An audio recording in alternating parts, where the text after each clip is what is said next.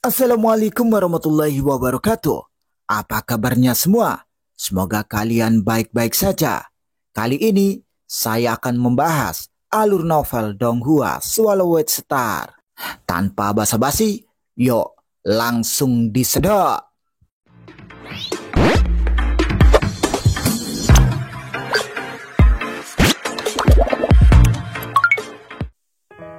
Melanjutkan dari cerita sebelumnya. Di salah satu ruang di lapisan luar alam mimpi, terdengar suara angin menderu dan bebatuan yang tak terhitung jumlahnya berdiri. Salah satu batu besar telah lama tertiup angin. Tiba-tiba, batu besar itu bergerak dan secara alami berubah menjadi sosok bertanuk emas bersisik hitam. Itu adalah salah satu dari 3 avatar Luo Feng di lapisan luar alam mimpi. Ketika tubuh dewa yang sempurna sepenuhnya merenungkan asal mula kehancuran, avatar Luo Feng lainnya hampir tertidur. Setelah latihan pengobatan 5 warna ini selesai, aku dapat melatih pikiran dan kehendakku lebih baik. Klan Luo Feng diam-diam pergi, bergegas di sepanjang jalan. Segera, Luo Feng tiba di wilayah terdalam alam mimpi. Di kedalaman alam mimpi, Luo Feng melihat ruang yang lebih gelap di depannya dengan suara guntur yang samar-samar. Dia seperti memanggil Luo Feng untuk terbang ke sana. Di kedalaman, Luo Feng merasakan tekanan yang mengerikan. Dalam benaknya, lapisan tekanan mental terus menyelimutinya, seolah tak berujung, dan Luo Feng merasa lelah. Banyak makhluk kuno dari benua asal membentuk tim, dan bahkan jika mereka menjelajahi alam mimpi, mereka jarang memasuki kedalaman alam mimpi. Luo Feng tahu betul hal ini. Hanya dengan kehendak tertinggi dari Raja Dewa, dia bisa mempertahankan kejernihannya di sini. Saat ini, salah satu klan Luo Feng menemukan 3 binatang api dengan tubuh hitam. Ketiga binatang api dari binatang alien ini, masing-masing dari mereka dapat menyaingi pemimpin monster batu. Salah satu binatang api itu melihat Luo Feng dan segera berubah menjadi bola api hitam untuk menutupinya. Klan Luo Feng segera terbagi menjadi 10 klan yang lebih kecil dan melarikan diri dengan cepat. Salah satu klan dikelilingi oleh api hitam terbakar sesaat dan akhirnya musnah. Alam mimpi yang dalam memiliki dampak yang lebih besar pada pikiran dan kemauan, serta makhluk-makhluk di sana lebih menakutkan. Tetapi harta karun di sini juga lebih berharga. Tetapi hanya sedikit orang yang memiliki kemampuan untuk datang ke sini untuk memetik harta karun. Luo Feng terbagi menjadi banyak klan dan menjelajahi beberapa area alam mimpi bagian dalam ini. Dengan kekuatanku saat ini, aku tidak dapat merebut harta apapun, pikir Luo Feng. Di lapisan terdalam alam mimpi, beberapa monster dapat menyaingi tim gedung samsara dan bahkan tubuh asli kaisar. Semua makhluk alam mimpi ini memiliki sejumlah kemauan, tetapi mereka tidak memiliki jiwa. Luo Feng juga sangat penasaran. Tanpa jiwa, sebagian besar makhluk mimpi terjebak dalam wilayah tersebut. Sangat sedikit yang akan meninggalkan wilayah tersebut karena alasan khusus, tetapi mereka tidak akan pernah meninggalkan ruang mimpi ini. Seiring berjalannya waktu, ruang mimpi akan berubah, makhluk-makhluk alam mimpi akan mati, dan makhluk-makhluk mengerikan baru di alam mimpi akan muncul. Mimpi, mimpi, apakah ini benar-benar mimpi? Pikir Luo Feng. Ada orang-orang kuat di benua asal yang percaya bahwa mimpi itu hanyalah mimpi yang diciptakan oleh Yuan. Namun ada juga orang-orang kuat yang membantahnya. Lagi pula, mereka dapat masuk sendiri, dan harta karun langka dari langit dan bumi yang mereka petik dapat digunakan secara normal di dunia luar. Sulit untuk menjelaskan hal ini dengan mimpi. Hal ini juga membuat orang-orang kuat dari semua pihak lebih menghormati Yuan. Kita lakukan di sini saja, kata Luo Feng. Setelah menjelajahi daerah sekitarnya, Luo Feng memilih tempat terpencil dan duduk bersila di lereng gunung tandus. Secara alami, ia berubah menjadi batu keras.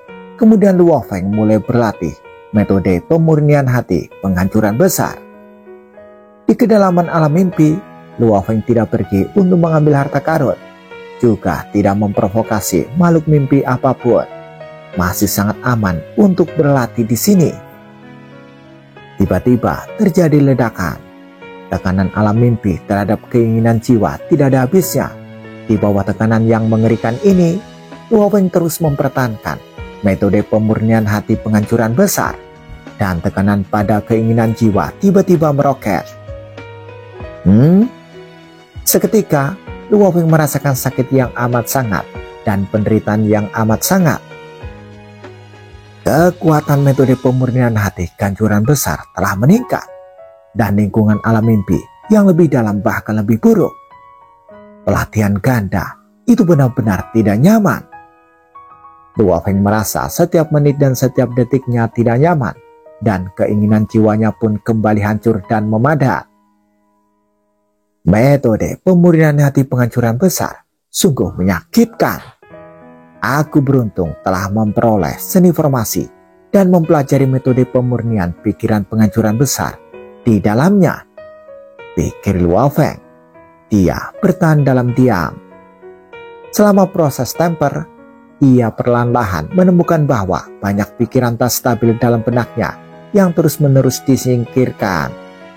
Dalam penghancuran pikiran yang terus-menerus ini, pengikisan ruang dalam alam mimpi juga terus berlanjut, dan bahkan tanpa disadari, dampak pengikisan alam mimpi akan menjadi lebih dalam.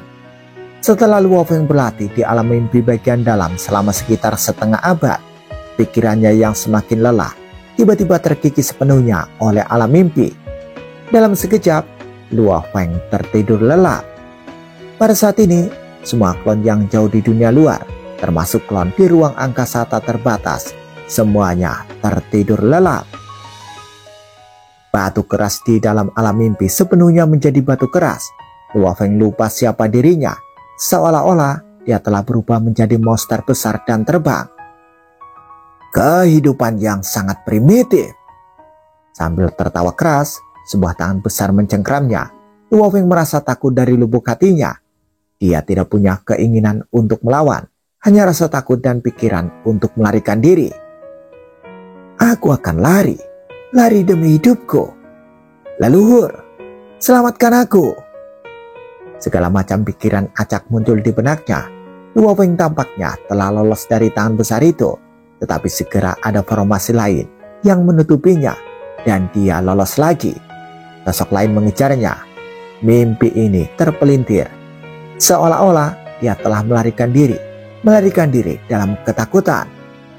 Saat tidur, Luo Feng kehilangan kendali atas dirinya sendiri dan secara alami berhenti berlatih metode pemurnian hati penghancuran besar. Pikiran dan kemauannya telah mencapai batas kemacetan tingkat Raja Dewa. Di alam mimpi yang jauh di dalam alam mimpi, Luo Feng melarikan diri dalam ketakutan di alam mimpi untuk sementara waktu. Kemudian pikiran dan kemauannya berangsur-angsur mulai terbangun.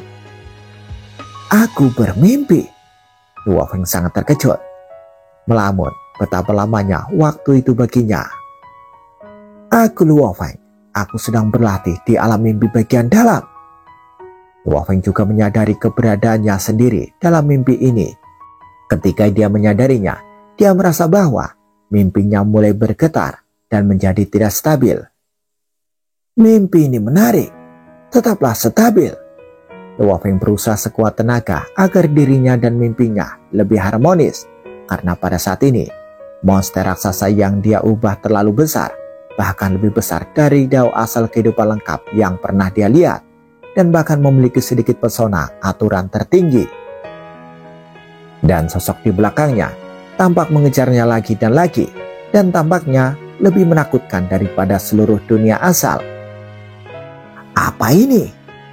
Luo Feng ingin mempertahankan mimpinya, tetapi dia akhirnya terbangun. Semakin lama dia terbangun, semakin terpecah-pecah mimpinya. Akhirnya, mimpi itu benar-benar sirna. Di ruang di alam mimpi, di lereng gunung yang tandus, batu keras itu membuka matanya. Aku tertidur lelap. Mimpi apa tadi?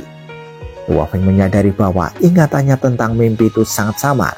Dia hanya ingat bahwa dia telah berubah menjadi monster raksasa dan makhluk yang mengejarnya dari belakang. Itu sungguh mengerikan. Luo Feng tidak dapat mengingat seperti apa sosok yang mengejarnya. Dia juga tidak dapat mengingat gerakan apa yang digunakan pihak lawan. Bagaimana aku bisa bermimpi seperti itu? Luo Feng sedikit bingung. Saya memang sedikit lelah setelah berlatih selama setengah abad. Saya akan beristirahat sebentar. Luo Feng segera meninggalkan lapisan dalam alam mimpi dan kembali ke lapisan luar alam mimpi. Sementara itu, di alam semesta asli, ada tempat misterius. Inkarnasi Dewa Luo Feng tengah menyaksikan keseluruhan jalan asal-usul kehidupan di hadapannya. Aku tidak menyangka bahwa hanya dalam 3 zaman, dengan bantuan obat berharga 5 warna, akumulasi dewa asal Kancurat telah menjadi setara dengan jalan asal kehidupan. Tetapi setelah salah satu obat yang berharga habis, kecepatan kultivasinya akan menjadi sangat lambat lagi, pikir Luo Feng. Obat-obatan berharga 5 warna hanya ada 2, dan untuk jimat darah binatang buah sektor dunia itu bahkan lebih berharga. Dengan identitas seorang master, aku hanya dapat menukar 1. Luo Feng berkata dalam hati. Penggunaan jimat darah binatang buah sektor dunia harus lebih berhati-hati. Baik itu obat berharga 5 warna atau jimat darah binatang buah sektor dunia, semuanya harus digunakan pada saat-saat kritis. Banyak jalan dangkal yang lebih mudah dipahami tanpa menggunakan harta karun. Dia dapat memahaminya seiring berjalannya waktu. Pada saat ini, penggunaan harta karun sudah cukup efisien. Lain kali aku minum obat harta karun 5 warna, itu akan terjadi 30 tahun kemudian. Luo Feng telah membuat keputusan. Sedangkan untuk jimat darah binatang buah sektor dunia, Luo Feng ingin menyimpannya di tahap kedua Raja Dewa agar dapat memberi dampak lebih baik pada alam pamungkas. Jalan kehidupan dan kehancuran benar-benar berbeda. Luo Feng menghadapi jalan kehidupan dan mulai membenamkan dirinya dalam latihan. Latihan adalah masalah akumulasi. Dalam latihan ini, Luo Feng segera menerima undangan aksi kedua dari Kaisar. Orang-orang yang paling aktif di seluruh gedung samsara adalah Kaisar Guizhou, Raja Dewa Wuxin, Luo Feng, dan Raja Dewa Yuntian. Raja Dewa Yuntian hanya memiliki 1 tubuh asli dan merupakan yang terlemah, jadi dia tidak berani pergi ke beberapa tempat berbahaya. Selama tahun-tahun panjang berikutnya, Guizhou, Wuxin, dan Luo Feng mengambil tindakan berulang kali. Raja Dewa Yuntian hanya akan bergabung saat dia yakin akan keberhasilannya. Sedangkan Raja Tiandu, penguasa kebebasan agung, dan penguasa iblis api hitam hanya akan bergabung sesekali. Adapun Ratu Kota Angin dan Raja Dewa Bumi yang paling kuat di seluruh gedung samsara akan menjadi peristiwa langka bagi mereka untuk mengumpulkan tim mereka. Melalui tindakan yang berulang, Luo Feng dan anggota gedung samsara menjadi lebih akrab satu sama lain. Di kota Huyang, markas besar Sekte Daohe. Kakak senior Xinyu, kakak senior Xinyu. Ketika murid-murid Sekte Daohe melihat seorang pemuda berpakaian biru, mereka langsung berteriak penuh hormat. Pemuda berbaju biru itu membawa pedang dengan lonceng angin yang tergantung di gagangnya. Saat angin bertiup, lonceng angin itu mengeluarkan suara. Semenjak berdirinya Sekte Daohe, pendiri sekte tersebut, Raja Dewa Luohe, hanya menerima 1 murid langsung, dan itu adalah saudara Xinyu. Saudara Xinyu juga menjadi salah satu dari 2 murid langsung di bawah Raja Dewa Luohe. Terlebih lagi dalam hal gengsi, kakak senior Xinyu jauh lebih unggul daripada kakak senior Moyu Qingyan. Lagi pula, dalam hal bakat, kakak senior Xinyu jauh lebih mempesona. Tetua Luosa, Xinyu melihat sosok dengan aura yang kuat dan segera memberi hormat. Seluruh sekte Daohe memiliki 2 orang tetua, Tetua Yuan dan Tetua Luosa. Seluruh sekte Daohe biasanya dikelola oleh kedua tetua ini. Xinyu, bagaimana kau keluar dan menjelajah kali ini? Kata Morosa sambil memandang junior muda ini dengan perasaan campur aduk. Aku sudah mengumpulkan cukup banyak. Aku kembali untuk mempersiapkan terobosan ke alam kekacauan, kata Shinjo dengan hormat. Morosa mengangguk sedikit dan berkata dengan gembira, dengan akumulasimu itu memang hampir sampai. Cepatlah dan buat terobosan. Jika kau berhasil menembusnya, kau akan menjadi murid alam kekacauan pertama sejak berdirinya Sekte Daohe. Ya, Shinjo membungkuk hormat dan pergi. Morosa menatap punggung Shinjo. Kesenjangannya terlalu besar. Tinggianku yang malang, tidak ada bandingannya sama sekali. Morosa bergumam dalam hati. Ini adalah jenius yang paling cemerlang dan berbakat di antara ratusan elit di negara kekacauan di sekitarnya. Maka Luo Feng merasa sangat puas dengannya dan secara khusus memilihnya sebagai murid keduanya. Dalam hal bakat, dia jauh lebih kuat daripada Dewa Awan Darah. King Yan telah bekerja sangat keras dan aku mencoba yang terbaik untuk membantunya. Tetapi King Yan masih jauh dari terobosan, bahkan dengan rute garis keturunan. Morosa menggelengkan kepalanya. Shinjo ini yang lahir di suku yang lemah, mampu mengolah tubuh dewa yang tak terbatas. Dia mengambil jalur hukum. Sekarang akumulasinya sangat dalam dan dia telah menyadari banyak gerakan di alam kekacauan. Tetapi Morosa lebih menyukai King Yan. Lagi pula, dia dikultivasikan selangkah demi selangkah dari dewa sejati. Aku tidak pandai berkultivasi dan aku tidak bisa mengajari King Yan. Morosa bergumam dalam hati. Lupakan saja, jika aku benar-benar tidak bisa melatih King Yan, maka aku hanya bisa mengandalkan diriku sendiri. Semakin kuat aku, semakin aman posisi King Yan. Jika saya bisa mencapai keadaan tertinggi, tidak ada lagi yang perlu saya sembunyikan. King Yan sebagai murid langsung dari binatang buas sektor terhebat, aku yakin dia cukup menakutkan, pikir Morosa gembira. Lagi pula, Maoyu King Yan memiliki dua guru, Guru Luohe dan guru kedua Luosa. Tapi butuh waktu berapa lama untuk mencapai alam tertinggi dengan menyerap kekuatan langit dan bumi? Morosa berpikir sejenak, lalu segera pergi ke rumah penguasa kota untuk mencari tuannya. Di sebuah pavilion di rumah tuan kota, Luo Feng mengenakan jubah hitam sedang duduk di tempat yang tinggi. Tuan, Morosa datang tergesa-gesa. Ada masalah mendesak apa yang membuatmu datang dari Sekte Daohe dengan tergesa-gesa? Luo Feng menatapnya sambil tersenyum. Morosa berkata, Tuan, bocah kecil Shinjo ini telah kembali dari pelatihan dan berkata bahwa dia ingin mengasingkan diri untuk menerobos ke alam kekacauan. Dia memang memiliki potensi untuk menjadi Raja Dewa dan mencapai alam kekacauan adalah hal yang mudah, kata Luo Feng. Dalam kompetisi internal Sekte Daohe, tidak peduli seberapa hebat kinerja seseorang, umumnya seseorang hanya dapat menjadi murid terdaftar Luo Feng. Di antara semua murid yang terdaftar, Luo Feng memilih Shinjo sebagai murid pribadinya. Lahir dalam keadaan sederhana, ia memiliki tubuh dewa yang tak terbatas, pemahaman yang luar biasa, dan pikiran serta kemauan yang sangat kuat. Dalam semua aspek, ia dapat dikatakan sebagai versi dirinya yang lebih lemah. Si kecil itu akan segera menerobos, tetapi aku belum mampu melakukannya. Morosa menatap Luo Feng dan berkata melalui transmisi suara, Tuan, Sekte Daohe telah berdiri selama lebih dari 100 abad dan aku hanya membawa sedikit kemajuan. Jika aku hanya menyerap kekuatan langit dan bumi yang begitu lambat, kapan aku akan mampu mencapai tingkat kedua? Kapan saya dapat mencapai keadaan akhir? Luo Feng memandang Morosa sambil tersenyum dan mengerti bahwa Morosa juga menginginkan beberapa sumber daya. Janganlah tidak sabar, kata Luo Feng. Aku tidak terburu-buru, tapi aku akan bisa membantu tuanku dengan lebih baik begitu aku menjadi lebih kuat, kata Morosa melalui transmisi suara.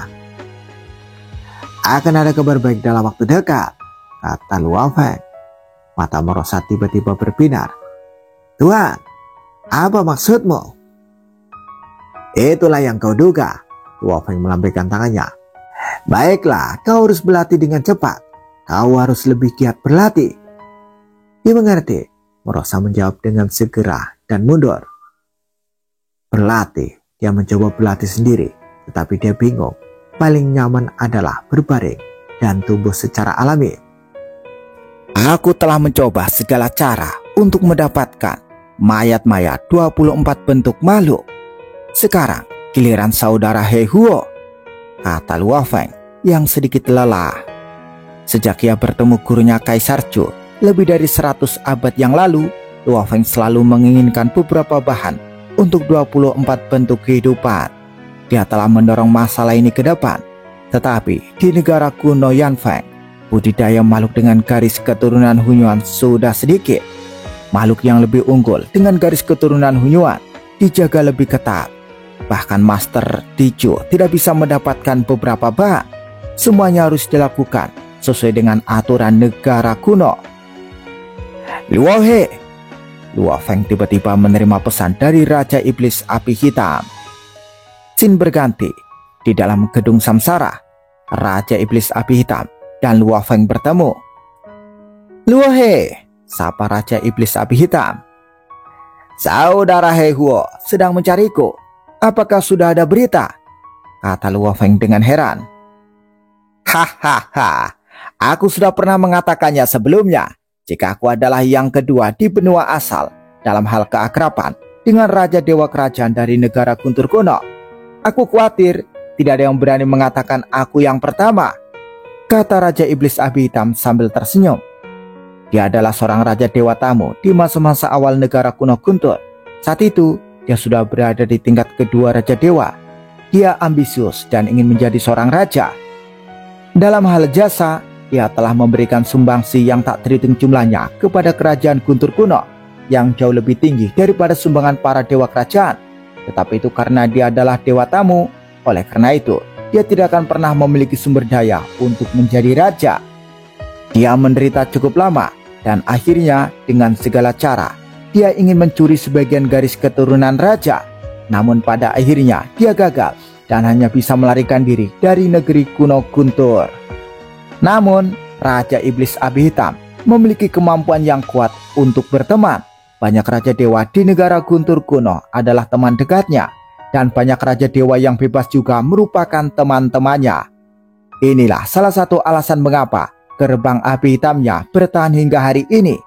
Sekalipun mereka tahu bahwa bangsa Guntur kuno telah menyimpan hadiah untuk kepalanya dan memburunya, banyak raja dewa yang mengolah garis keturunan Hunyuan tetap tidak peduli dan masih berinteraksi dengan Raja Iblis Api Hitam. Tugasmu sudah selesai, kata penguasa api hitam sambil tersenyum. Mata Luo Feng berbinar. Makhluk garis keturunan Hunyuan dengan bentuk 24 dan sekitar 1/10 dari tubuhnya telah diambil secara diam-diam. Hanya perlu harga senilai 300 juta poin untuk ditukar. Harga ini juga sesuai dengan kemampuanmu, kata Raja Iblis Api Hitam. Saudara He Huo, terima kasih banyak, kata Luo Feng dengan sangat gembira. Biar ku jelaskan terlebih dahulu, hanya dengan 1/10 mayat tidak cukup untuk mengestraksi satu set lengkap garis darah asal. Ini juga yang kau inginkan sebelumnya, hanya sebagian yang dibutuhkan, kata Raja Iblis Api Hitam. Itu tidak masalah, jawab Luo Feng. Kau tak perlu bertanya dari mana datangnya 1/10 tubuh ini. Sekarang aku akan mengirim tubuh ini ke kota Huyang milikmu, dan kita akan berdagang di kota Huyang, kata Raja Iblis Api Hitam. Baiklah, Luo Feng cukup bersyukur. Di kota Huyang, rumah penguasa kota, Luo Feng menantikannya. Suara mendesing. Sosok yang turun dari kampan dan muncul begitu saja di sampingnya. Sosok itu adalah Raja Iblis Api Hitam. Penguasa Iblis Api Hitam memiliki paras yang tampan dan bahkan memiliki sedikit pesona seperti monster sungguhan dari dunia lain. Saudara He Huo, Luo Feng sangat berterima kasih. Butuh waktu lama baginya untuk merencanakan materi ini. 1/10 mayat. Lihat, lebih dekat. Raja Iblis Api Hitam meletakkan tas lain di atas meja, dan Luo Feng segera meletakkan botol giok di atas meja. Luo Feng mengambil tas kain dan memeriksanya. Ada ruang tersembunyi di dalam tas kain, dan di dalamnya ada ekor besar yang panjangnya ratusan juta kilometer. Ini seharusnya menjadi sisa ujung ekor yang utuh. Ada pula yang berkuku setengah sebesar gunung, yang seluruh kukunya bersisik, dan napas darah dan dagingnya kental dan berat, dan juga mengandung kemauan yang menakutkan. Ada juga banyak sisik, urat, tulang, darah, dan lain-lain yang berantakan. Luo Feng memperkirakan hanya 1/10 dari tubuh yang tersisa setelah garis keturunan Hunyuan disempurnakan. 300 juta poin. Raja Iblis Api Hitam memegang botol giok dan tidak dapat menahan diri untuk tidak melihat ke arah Luo Feng. Saudara Luo, kamu memberi terlalu banyak. Itu untuk membeli anggur saudara He Huo, kata Luo Feng sambil tersenyum. Raja Iblis Api Hitam selalu enggan meminta keuntungan apapun, tetapi masalah ini telah memakan waktu lebih dari 30 tahun perencanaan. Pasti tidak mudah untuk mengeluarkan 1/10 mayat ini dari kerajaan kuno Guntur yang dikelola dengan ketat. Luo Feng memberi tambahan 20 hingga 30 juta poin yang sebenarnya tidak seberapa. Baiklah, Raja Iblis Api Hitam tersenyum. Dia bersedia membantu Luo Feng, tetapi dia tidak peduli dengan sedikit sumber daya ini. Apa yang dihargai adalah potensi Luo Feng. Luo Feng hari ini memainkan peran yang tidak kalah pentingnya dalam pencarian harta karun. Bagaimana jika dia menjadi raja tingkat kedua? Mungkin dia akan menjadi makhluk yang setara dengan kaisar atau raja. Menghadapi keberadaan seperti itu, Raja Iblis Api Hitam tentu saja akan berusaha sekuat tenaga untuk berteman dengannya. Raja Iblis Api Hitam menyimpan botol giok itu dan kembali memberi instruksi. Saudara Luo He, kamu juga harus tahu bahwa mengambil sebagian mayat makhluk garis keturunan Hunyuan adalah melanggar aturan. Masalah ini harus dirahasiakan. Raja Iblis Api Hitam menyimpan botol giok itu dan kembali memberi instruksi. Saudara Luo He, kamu juga harus tahu bahwa mengambil sebagian mayat makhluk garis keturunan Hunyuan adalah melanggar aturan. Masalah ini harus dirahasiakan. Jangan sampai ada yang menyebarkan materi tentang mayat. Jangan khawatir, aku tidak akan pernah menyebarkannya, jawab Luo Feng. Raja Iblis Api Hitam mengangguk dan menghilang. Luo Feng memegang tas kain di tangannya. Bahkan tanpa mengingat dari Raja Iblis Api Hitam, dia juga mengerti kesulitan mengeluarkan 1/10 mayat ini. Luo Feng melangkah dan berjalan melewati gampahan, kembali ke ruangan yang sunyi, dan memasuki menara bintang. Bersambung, bagaimana kelanjutan kisahnya? Tunggu jawabannya di episode selanjutnya. Dadah, semoga paham.